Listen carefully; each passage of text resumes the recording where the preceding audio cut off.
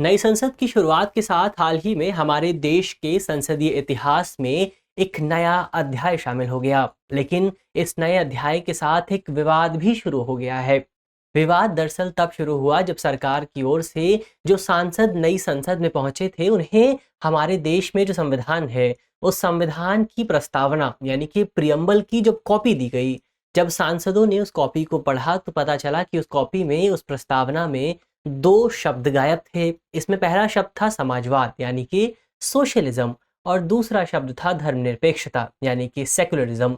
अब इन दोनों शब्दों को लेकर एक विशेष बात यह है कि इन शब्दों को मूल संविधान में शामिल नहीं किया गया था, बल्कि बाद में हमारे संविधान को अमेंड किया गया, और अमेंडमेंट के बाद, संशोधन के बाद इन दोनों शब्दों को संविधान में शामिल किया गया था। तो आज इस वीडियो में हम मुख्य तौर पर इसी विवाद को समझने की कोशिश करेंगे। मेरा नाम है अक्षय और आपका स्वागत है दृष्टि आईएएस की इस नई वीडियो में। चलिए वीडियो की शुरुआत करते हैं और सबसे पहले वीडियो की रूपरेखा को समझ लेते हैं। तो वीडियो में हमने न्यूज़ यानी कि खबर की बात की। खबर को जानने के बाद हम ये जानेंगे कि हमारे संविधान में जो प्रस्तावना शामिल की गई है, उस प्रस्तावना में क्या लिखा हुआ है, प्रियम्बल किन बातों का जिक्र करती है। इसके बाद हम ये जानेंगे कि समाजवाद और सेक्युलरिज्म, धर्मनिरपेक्षता, ये जो दो शब्द हैं, इन शब्दों का मतलब क्या होता है।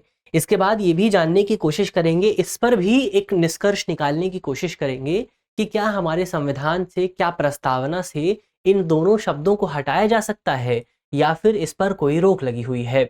और अंत में एक सवाल पर भी बात करेंगे। सवाल जो होगा वो प्रीलिम्स का होगा और आप कमेंट बॉक्स में उस सवाल के जवाब को दे सकते हैं। इसके अलावा ये जो पूरा विषय है मुख्य तौर पर सामान्य अध्ययन प्रश्न पत्र 2 से जुड़ा हुआ है, और आप इसे इंडियन पॉलिटी यानी कि भारतीय राज्य व्यवस्था और संविधान जैसे खंडों से जोड़कर देख सकते हैं। तो चलिए वीडियो की शुरुआत करते हैं और सबसे पहले हमारे देश की जो प्रस्तावना है, हमारे संविधान की जो प्रियम्बल है, वो क्या कहती है, उसको जानने की कोशिश करते हैं।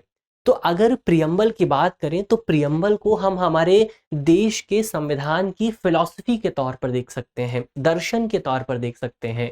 यानी कि हम कह सकते हैं कि हमारे देश के संविधान निर्माताओं ने हमारे संविधान में जो भी शामिल किया है, अगर आप उसके निष्कर्ष को समझना चाहते हैं, उसकी फिलॉसफी को, उसके गाइडेड प्रिंसिपल को समझना चाहते हैं, तो आपको हमारे देश के संविधान की प्रस्तावना को पढ़ना होगा, उसकी प्रियम्बल को पढ़ना होगा।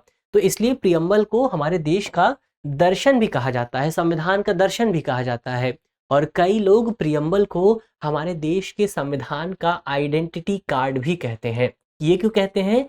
क्योंकि हमारे देश का जो संविधान है, उस संविधान में जो तमाम चीज़ें शामिल हैं, उन चीज़ों का एक जो निचोड़ है, वो निचोड़ हमारे प्रस्तावना में शामिल किया गया है।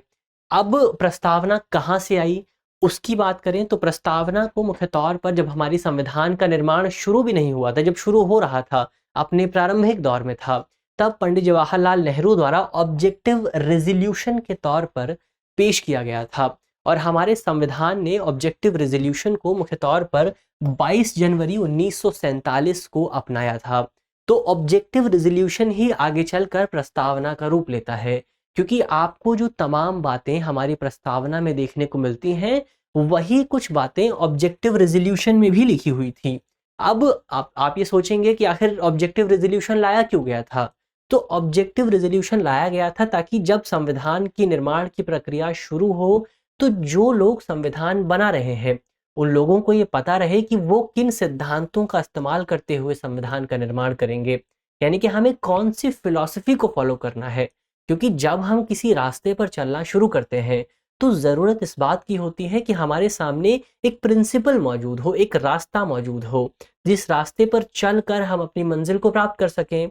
तो ऐसे ही संविधान निर्माताओं को भी एक रास्ते की ज़रूरत थी, एक प्रिंसिपल की ज़रूरत थी, जिस प्रिंसिपल का इस्तेमाल करते हुए वो हमारे देश के संविधान का निर्माण कर सकते थे। और इस प्रिंसिपल का, इस रास्ते का काम किया ऑब्जेक्टिव रेजोल्यूशन ने। तो ये तो ऑब्जेक्टिव रेजोल्यूशन की बात हुई, और इसी ऑब्जेक्टिव रेजोल्यूशन ने आगे चलकर हमारे देश की संविधान की प्रस्तावना का रूप लिया। वही प्रस्तावना जिसे हम संविधान के परिचय के तौर पर भी जानते हैं, संविधान के मूल सिद्धांत के तौर पर भी जानते हैं। और इसमें हमारे संविधान के लक्ष्यों का भी जिक्र किया गया है कि हमारा संविधान किन टारगेट्स को प्राप्त करने की कोशिश करता है। अब तो ये एक हमारे जो प्रियम्बल है उसका ओवरव्यू हुआ, लेकिन सवाल तो ये उठता है कि आखिर प्रियम्बल में कहा क्या गया है, ऐसी कौन कौन सी चीजें शामिल की गई हैं जिन चीजों को लेकर इतनी ज्यादा बात की जा रही है। तो अगर आप प्रियम्बल को पढ़ने की कोशिश करेंगे तो वो शुरू होती है मुख्य तौर पर हमारे देश के नेचर को बताते हुए कि हमारी जो पॉलिटी है, हमारा जो देश है, उस देश का नेचर क्या होगा, उसकी प्रकृति क्या होगी। क्या बताता है संविधान? तो सबसे पहले हमारा देश जो है वो सोवरेन होगा, संपूर्ण प्रभुत्व संपन्न होगा, समाजवादी होगा यानी कि सोशलिस्ट होगा, पंथ निरपेक्ष होगा, सेकुलरिस्ट होगा, लोकतांत्रिक होगा यानी कि डेमोक्रेटिक होगा, और अंत में गणराज्य भी होगा यानी कि रिपब्लिक भी होगा। तो ये जो कुछ शब्द है, ये शब्द हमारे देश में हमारी जो पॉलिटी है, उस पॉलिटी का नेचर क्या है, उसके नेचर को बताते हैं। इसके बाद आप थोड़ा और नीचे आएंगे तो वहां पर आपको पता चलेगा कि ये जो प्रस्तावना है वो बताती है कि हमारा संविधान हमारे देश के नागरिकों को किस तरह की चीजें प्रदान करना चाहता है, कौन कौन सी लक्ष्य रखता है। तो अगर आप उसकी बात करेंगे तो संविधान कहता है कि सभी नागरिकों को न्याय मिलना चाहिए, जस्टिस मिलनी चाहिए, और न्याय के भी 3 प्रकार बताए गए हैं। न्याय सामाजिक न्याय हो सकता है, सोशल जस्टिस हो सकती है, आर्थिक न्याय हो सकता है, इकोनॉमिक जस्टिस हो सकती है, और अंत में राजनीतिक न्याय हो सकता है, पॉलिटिकल जस्टिस हो सकती है। तो 3 न्याय का जिक्र किया गया है। इसके अलावा स्वतंत्रता की बात की गई है कि भारत के सभी नागरिकों को स्वतंत्रता मिलेगी, समानता की बात की गई है, इक्वालिटी की बात की गई है, हमारे देश में अखंडता सुनिश्चित करने की बात की गई है। तो इस तरह की जो तमाम चीज़ें हैं, वो चीज़ें हमें हमारे संविधान की प्रस्तावना में देखने को मिलती हैं। और अगर आप संविधान को सही ढंग से पढ़ेंगे, उसके प्रावधानों को समझने की कोशिश करेंगे, तो आपको पता लगेगा कि जिन शब्दों का, जिन लक्ष्यों का, जिन टारगेट्स का जिक्र हमारी प्रियम्बल में किया गया है, वही शब्द आगे चलकर हमारे संविधान का गाइडेड प्रिंसिपल भी बनते हैं। हमारे संविधान में उनसे जुड़े बहुत सारे प्रावधान शामिल किए गए हैं। कुछ प्रावधानों का जिक्र हम आगे करने वाले हैं। तो ये तो हमारी प्रस्तावना की बात हुई। अब आगे बढ़ते हैं और मुख्य तौर पर जिन 2 शब्दों का बार बार लगातार जिक्र किया जा रहा है, यानी कि समाजवाद और सेक्युलरिज्म, धर्मनिरपेक्षता, इन शब्दों को एक बार समझने की कोशिश करते हैं कि आखिर इनका मतलब क्या है। सबसे पहले सोशलिज्म यानी कि समाजवाद की बात करते हैं। तो अगर समाजवाद को सरल शब्दों में समझने की कोशिश करें तो हम समाजवाद को मुख्य तौर पर एक ऐसी स्थिति के तौर पर परिभाषित कर सकते हैं जहां पर जो तमाम संसाधन है, जो तमाम रिसोर्सेज हैं, उन रिसोर्सेज तक सभी को समान पहुंच प्राप्त है, एक इक्वल एक्सेस प्राप्त है। यानी कि ये जो अवधारणा है मुख्य तौर पर समानता की स्थिति की बात करती है, इक्वलिटी की बात करती है, यानी कि सभी को एक तरह के रिसोर्सेज प्राप्त होते हैं।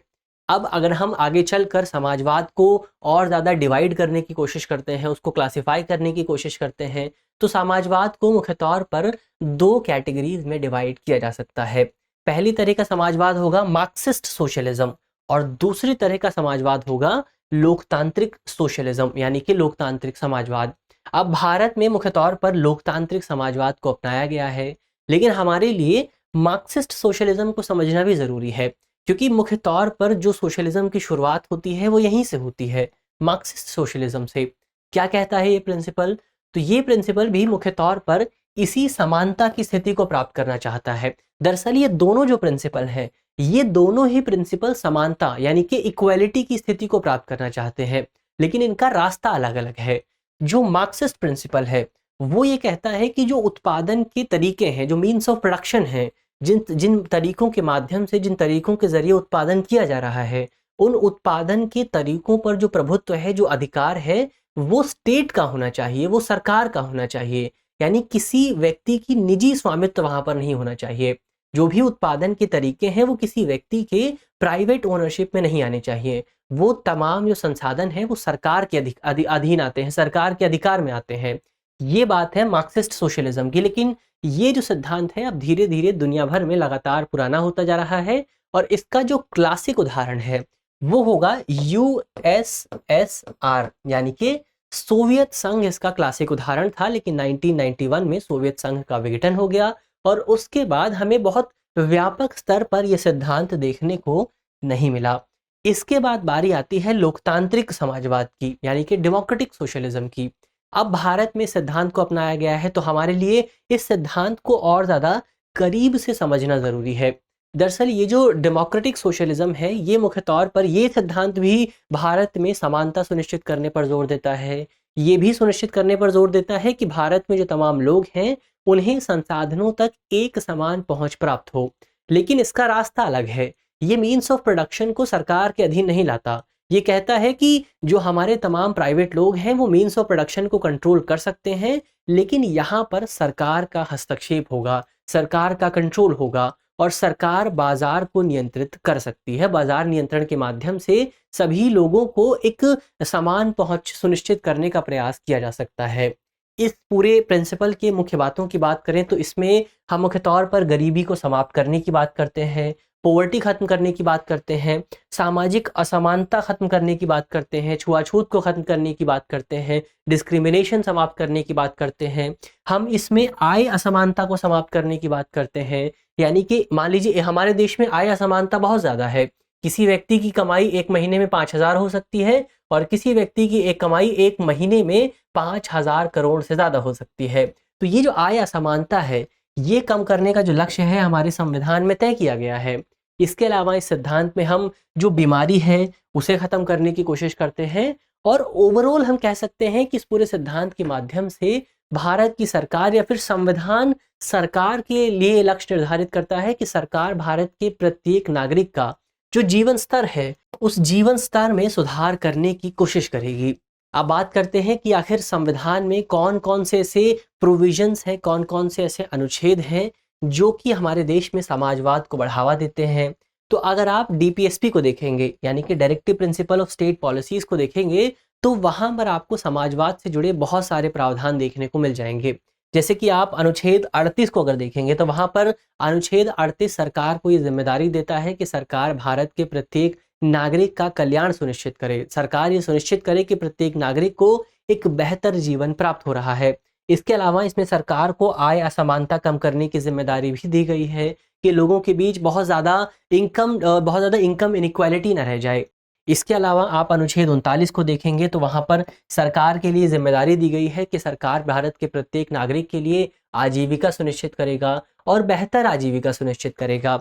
इसके अलावा इसमें धन के संकेंद्रण यानी कि कॉन्सेंट्रेशन ऑफ वेल्थ को लेकर भी प्रावधान किया गया है। यानी कि सरकार ये प्रावधान करेगी, सरकार ये सुनिश्चित करेगी कि भारत के किसी भी व्यक्ति के पास बहुत ज़्यादा धन एकत्रित ना हो जाए। तो यहाँ पर भी वेल्थ के डिस्ट्रीब्यूशन की बात हो रही है, लेकिन वो डिस्ट्रीब्यूशन इतना स्ट्रिक्ट नहीं है जितना कि हमें मार्क्सवाद में देखने को मिलता है। इसके अलावा इसमें अनुच्छेद 39 में ही एक समान वेतन की भी बात की गई है कि सरकार ये सुनिश्चित करेगी कि भारत में महिलाओं और पुरुषों को एक जैसा वेतन मिल रहा है एक जैसे काम के लिए। यानी कि ऐसा ना हो कि एक ही काम है लेकिन महिलाओं को उसके लिए कम पैसे मिल रहे हैं और पुरुषों को उसके लिए ज़्यादा पैसे मिल रहे हैं। दोनों को एक समान वेतन मिलना चाहिए। इसके अलावा आप अनुच्छेद 39A को देखेंगे, तो वहाँ पर फ्री लीगल एड की बात की गई है, मुफ्त कानूनी सलाह की बात की गई है, ताकि भारत में सभी को न्याय सुनिश्चित किया जा सके, सभी को आसान तरीके से न्याय मिल सके। तो इससे हमारे देश में जो जुडिशियल सिस्टम है वो और ज़्यादा मजबूत हो सकेगा, लोगों का विश्वास और ज़्यादा मजबूत हो सकेगा। तो ये तो भारत में समाजवाद की क्या स्थिति है उसकी बात हुई। अब आगे बढ़ते हैं और भारत में सोशलिज्म को लेकर क्या कहा गया है, धर्मनिरपेक्षता पर क्या बात की गई है, उसको समझने की कोशिश करते हैं। लेकिन उसको समझने से पहले हमारे लिए ये ज़रूरी है कि हम सोशलिज्म या सेकुलरिज्म को पहले डिफाइन कर लें कि सेकुलरिज्म का मतलब क्या होता है। तो अगर आप सरल शब्दों में भारत के संदर्भ में सोशलिज्म को समझने की कोशिश करेंगे, तो सोशलिज्म का भारत के कॉन्टेक्स्ट में अर्थ होगा कि भारत का कोई एक विशिष्ट धर्म नहीं है। यानी कि भारत सरकार किसी एक विशेष धर्म को फॉलो नहीं करती है और ना ही हमारा कोई राष्ट्रीय धर्म नहीं है, नेशनल रिलीजन नहीं है। और इसी वजह से भारत एक सेकुलरिस्ट कंट्री है। आप हमारे पड़ोसी देश का उदाहरण ले लीजिए, पाकिस्तान का उदाहरण ले लीजिए। पाकिस्तान एक सेकुलरिस्ट कंट्री नहीं है क्योंकि पाकिस्तान में इस्लाम को स्पष्ट तौर पर नेशनल रिलीजन के तौर पर स्वीकार किया गया है। लेकिन हमारे देश में किसी भी धर्म को एक विशेष धर्म का दर्जा नहीं दिया गया है, राष्ट्रीय धर्म का दर्जा नहीं दिया गया है, और इसीलिए भारत हमारा विशेष हो जाता है। यानी कि हम कह सकते हैं कि भारत में सभी धर्मों को एक समान तरीके से देखा जाता है। सभी धर्म हमारे यहाँ एक समान है और सभी धर्मों को एक समान फलने फूलने, बड़ा होने, विस्तृत होने और ज़्यादा विकसित होने का अधिकार प्राप्त है। और इस तरह से हम कह सकते हैं कि हमारा जो देश है, हमारा जो स्टेट है, वो ना तो धार्मिक है, ना तो गैर धार्मिक है और ना ही धर्म विरोधी है। और इसी वजह से हमारे देश का जो सेक्युलरिज्म है, हमारा जो धर्मनिरपेक्ष का सिद्धांत है, वो वेस्टर्न कंट्रीज से अलग हो जाता है। कैसे अलग हो जाता है?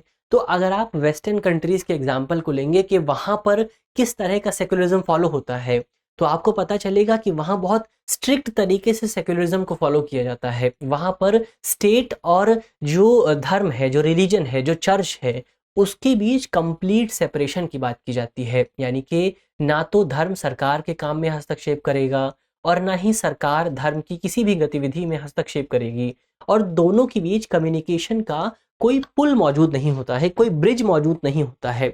लेकिन भारत का जो मॉडल है वो पश्चिमी मॉडल से अलग है। भारत दोनों को सेपरेट करने की कोशिश नहीं करता है। भारत दोनों के बीच एक पुल बनाने की कोशिश करता है, एक ब्रिज बनाने की कोशिश करता है, ताकि अगर कोई किसी धर्म में कोई कमी मौजूद हो तो उसको सुधारा जा सके। यानी कि भारत में सरकार को इतनी लिबर्टी दी गई है कि सरकार अगर चाहे तो सरकार सभी धर्मों के करीब जा सकती है, लेकिन यहाँ पर विशेष बात यह है कि किसी एक धर्म के करीब नहीं जाएगी।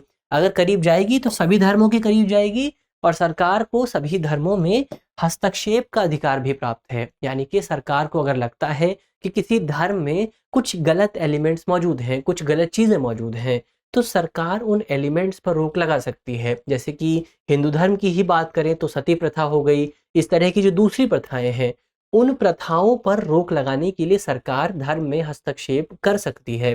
तो ये है मुख्य तौर पर भारत के मॉडल में और पश्चिम के मॉडल में क्या अंतर है।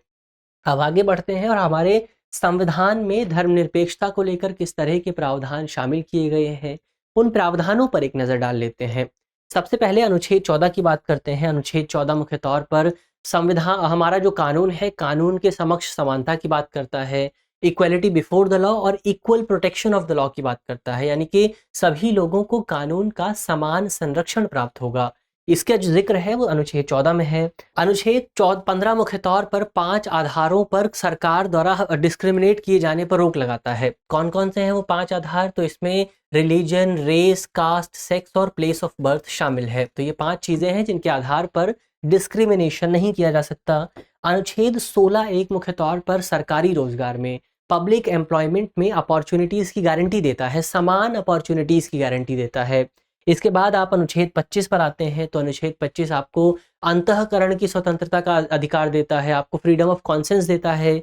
इसके बाद आप अनुच्छेद 26 में आते हैं। तो अनुच्छेद 26 आपको कहता है कि अगर आप रिलीजियस माइनॉरिटी हैं तो आप अपने धर्म की रक्षा के लिए या फिर अपने धर्म को सुरक्षित करने के लिए आप कोई इंस्टीट्यूशन बना सकते हैं, कोई संस्था बना सकते हैं, कोई चैरिटेबल ट्रस्ट बना सकते हैं। इसका जिक्र अनुच्छेद 26 में है। अनुच्छेद 27 कहता है कि अगर आप अपने धर्म का प्रमोशन करना चाहते हैं, उसका प्रचार करना चाहते हैं, तो आपके प्रचार पर कोई कर नहीं लगाया जाएगा। इसका जिक्र अनुच्छेद 27 में है। अनुच्छेद 29 पर आप आते हैं। तो अनुच्छेद 29 कहता है कि अगर आपके पास कोई विशेष संस्कृति, कोई लैंग्वेज या फिर कोई कल्चर मौजूद है, कोई कोई दूसरी विशेष यूनिक चीज़ मौजूद है, चाहे आप माइनॉरिटी हो चाहे मेजॉरिटी हो, आपके पास एक लैंग्वेज है जो कि डिस्टिंक्ट हो रही है, जो कि लगातार लुप्त हो रही है, तो आपको उस लैंग्वेज की रक्षा करने का अधिकार प्राप्त है। इसका जिक्र अनुच्छेद 29 में किया गया है। तो ये तो तमाम प्रावधान हुए जो धर्मनिरपेक्षता से जुड़े हुए हैं। अब हमारा अगला सवाल ये उठता है कि क्या सरकार इन दोनों शब्दों को हमारी प्रस्तावना से अलग कर सकती है? लेकिन यहाँ इससे पहले हमें ये जान लेना ज़रूरी है कि इन दोनों शब्दों को हमारे संविधान में एक अमेंडमेंट के ज़रिए शामिल किया गया था। यानी कि मूल संविधान में ये दोनों शब्द शामिल नहीं थे। दरअसल इन दोनों शब्दों को हमारे संविधान में साल 1976 में 42वें संविधान संशोधन के ज़रिए शामिल किया गया था। लेकिन अब सवाल ये उठता है कि क्या संविधान संशोधन के ज़रिए इन्हें अलग किया जा सकता है? तो इसका स्पष्ट सा जवाब होगा कि इन्हें संविधान संशोधन के ज़रिए संविधान से बाहर नहीं किया जा सकता। क्यों नहीं किया जा सकता? तो इसके लिए हमें मुख्य तौर पर केशवानंद भारती बनाम केरल राज्य विवाद, जो कि 1973 में हुआ था, अब इस पूरे केस के दौरान मुख्य तौर पर हमारा जो सुप्रीम कोर्ट है, सुप्रीम कोर्ट ने ये डिसीजन दिया था कि हमारे देश की जो सरकार है, देश की जो संसद है, वो संविधान के किसी भी हिस्से में बदलाव कर सकती है, या जिसमें हमारे जो फंडामेंटल राइट्स हैं वो भी शामिल है। यानी कि सरकार हमारे फंडामेंटल राइट्स में भी बदलाव कर सकती है। हालांकि ये डिसीजन देते हुए सुप्रीम कोर्ट ने ये स्पष्ट किया था, सुप्रीम कोर्ट ने एक दूसरा भी सिद्धांत दिया था। वो सिद्धांत था फंडामेंट जो मूल संरचना का सिद्धांत, यानी कि बेसिक स्ट्रक्चर का सिद्धांत। सुप्रीम कोर्ट ने यहाँ पर स्पष्ट किया था कि सरकार या फिर जो संसद है वो संविधान के किसी भी हिस्से में बदलाव कर सकते हैं, लेकिन यहाँ पर शर्त ये है, यहाँ पर एक कंडीशन है, और कंडीशन ये है कि जो बदलाव हो रहा है वो हमारे देश की संविधान की मूल संरचना का उल्लंघन ना करता हो, बेसिक जो स्ट्रक्चर है उसका उल्लंघन ना करता हो। अब बेसिक स्ट्रक्चर का क्या मतलब हुआ? तो सुप्रीम कोर्ट ने यहाँ पर बताया था कि जब हमारे देश के जो संविधान निर्माता थे, जब वो संविधान का निर्माण कर रहे थे तो उन्होंने संविधान का निर्माण करते हुए कुछ ऐसे मूल सिद्धांत सोचे थे, कुछ प्रिंसिपल सोचे थे, जिनके आधार पर संविधान का निर्माण किया गया था। और संविधान का निर्माण क्योंकि उन प्रिंसिपल्स के आधार पर किया गया था, तो वो जो प्रिंसिपल हैं वो संविधान के लिए सबसे ज़रूरी हैं। तो इसी वजह से उन प्रिंसिपल्स को संविधान से अलग नहीं किया जा सकता। तो कुछ बेसिक स्ट्रक्चर्स का हिस्सा है जिसे अलग नहीं किया जा सकता है। अब हम सेक्युलरिज्म और समाजवाद पर बात करते हैं। तो केशवानंद भारती केस में ही सुप्रीम कोर्ट ने यह स्पष्ट कर दिया था कि ये जो सेक्युलरिज्म है, जो धर्मनिरपेक्ष है, वो हमारे देश में संविधान के बेसिक स्ट्रक्चर का हिस्सा है, और क्योंकि बेसिक स्ट्रक्चर का हिस्सा है तो इसे संविधान की प्रस्तावना से अलग नहीं किया जा सकता। इसके अलावा अगर आप 1997 के समंथा बनाम आंध्र प्रदेश राज्य विवाद को देखेंगे, तो इस विवाद में सुप्रीम कोर्ट ने स्पष्ट तौर पर कहा था कि ये जो सेक्युलरिज्म, जो समाजवाद है, जो सोशलिज्म है, वो देश के बेसिक स्ट्रक्चर का हिस्सा है। तो इस तरह से क्योंकि ये भी बेसिक स्ट्रक्चर का हिस्सा है तो इसे भी आप संविधान से अलग नहीं कर सकते हैं। तो यहाँ पर ऐसा देखना होगा कि अब सरकार इसको लेकर अपना किस तरह का पक्ष पेश करती है। तो ये तो इस पूरे विषय की बात हुई। अब अंत में एक सवाल की भी बात हो जाए। सवाल प्रीलिम्स का है और आप कमेंट बॉक्स में सवाल का जवाब दे सकते हैं। आज का हमारा सवाल है कि किस संविधान संशोधन के माध्यम से भारतीय संविधान की प्रस्तावना यानी कि प्रियम्बल में समाजवाद और धर्मनिरपेक्षता शब्द को शामिल किया गया था? हमारे ऑप्शन है, ऑप्शन ए पहला संविधान संशोधन, ऑप्शन बी 12वां संविधान संशोधन, ऑप्शन सी 35वां संविधान संशोधन, या फिर ऑप्शन डी 42वां संविधान संशोधन। तो आप कमेंट बॉक्स में सवाल का जवाब दे सकते हैं। मुझे उम्मीद है कि इस वीडियो में जिन बिंदुओं पर बात की गई है वो आपको समझ में आएंगे, और यदि आपके प्रश्न पत्र में इससे जुड़ा कोई भी सवाल आता है तो आप उस सवाल को आसानी से हल कर सकेंगे। इसके अलावा यदि आप इस वीडियो की पीडीएफ चाहते हैं तो इसकी पीडीएफ आपको हमारे टेलीग्राम ग्रुप पर मिलेगी, और टेलीग्राम ग्रुप का जो लिंक है वो आप जानते ही है, वीडियो के डिस्क्रिप्शन में होगा। तो ग्रुप से जुड़ना बिल्कुल भी ना भूलें। मिलते हैं आपसे अगली वीडियो में, तब तक के लिए धन्यवाद।